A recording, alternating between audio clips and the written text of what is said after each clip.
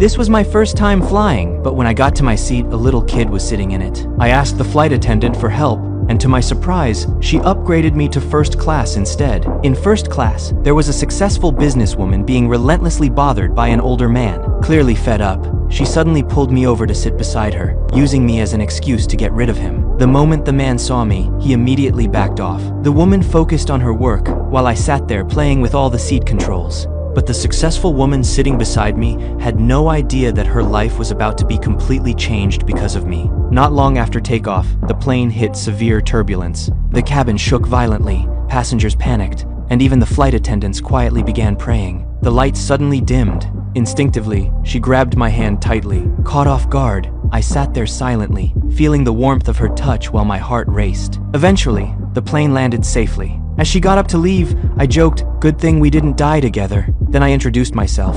"My name's Ethan." Amused by my humor, she smiled and replied, "I'm Claire." After Claire left the airport, I realized she had forgotten something important. I rushed after her, trying to stop her, but she had already driven away in her luxury car. Back at her office, Claire stared at her computer screen before realizing she'd lost critical work documents. At the same time, a young new employee at the company suddenly began stealing attention, even taking away one of Claire's investors. Because of Claire's cold and distant personality, the investor no longer wanted to work with her. Upset and overwhelmed, Claire suddenly noticed a note. It was from me. I had stopped by to return her belongings. Claire contacted me immediately, and we arranged to meet. I quickly sent her the address of a bar. She never went to places like that, and only wanted her documents back as soon as possible. But when she arrived, I didn't even have them with me. With no other choice, Claire followed me back to my place to pick them up. The moment she saw my electric scooter, she froze. She had never ridden anything that required a helmet before. I stepped closer and carefully helped her put it on. Unfortunately, one of Claire's co-workers saw the entire moment